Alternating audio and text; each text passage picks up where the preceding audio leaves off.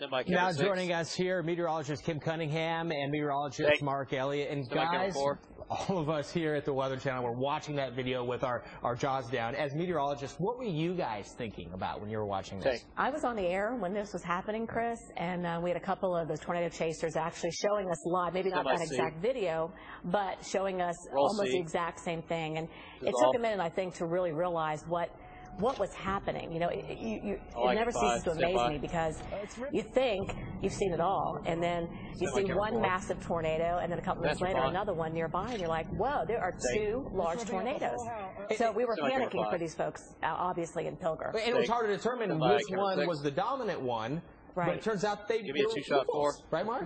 Which is very rare. Normally that cold air will start to kind of wrap around the first tornado and choke it off. Well, in this case, that never got the chance to happen. The downdraft and that cold air wind that comes around the storm didn't get all the way around the first tornado. And so you had two that were equally as strong rolling down next to each other. And really what surprises me the most in this video is that he's calm. He's been there before. You can tell this is a storm storm chaser that's been there more than once, because there's no yelling, there's no freaking out. But it's so close and is still driving forward as there's debris flying, as he's seeing suction vortices, which can go really far away from the storm, and all that inflow wind that should have been there. Right. It really should have been there. The downdraft and all that wind going back into the storm should have been there. Could have been enough at this distance to roll that car off the road. And you've been out there chasing it. How would you have felt if you were that close? I would have been going the other direction at that point. You're just so close, way too close. Right here, but all that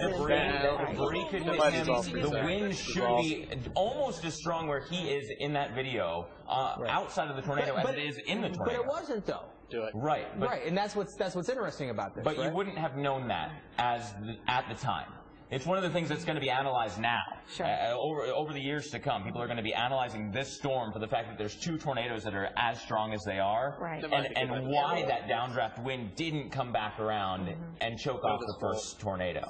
I think what's crazy too, Chris, is looking at some of the debris that's being thrown from this tornado. You see it leave the tornado, and then it gets sucked right back in. So all this debris is being thrown out, being pulled right back into this tornado. So kind of making an evolution, maybe landing, you know, somewhat similar places it was picked up. Just crazy.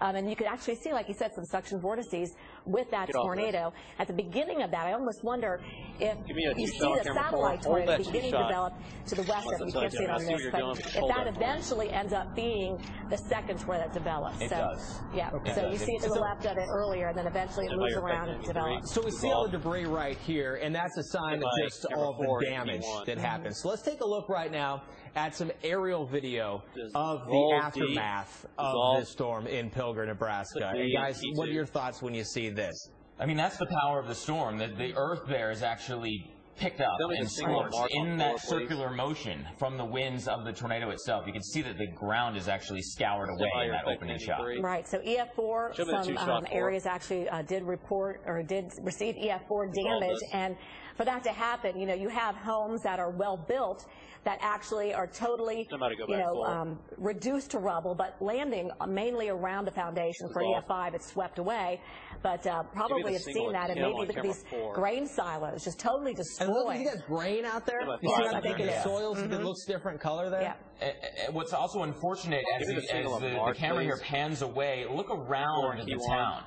There's farmland. There's nothing. It was the absolute worst positioning for that tornado right through the center of town. With this video, you can see that just straight on through. That's town. That's the town, and the tornado came right through the center. And Mark, that's a great point. You fly over the Midwest, this part of Nebraska, Kansas. Most of what you see are squares and circles. Right. There's not very many towns. For it to hit the town is remarkable. Yeah, and they say that there's more tornadoes or more damage now than there was before, but really part of the research is that there's more people and more towns. And so if you're throwing a dart, you have have a better chance of hitting the town now as opposed to the farmland as we are filling up the country. And unfortunately, that's what happened here.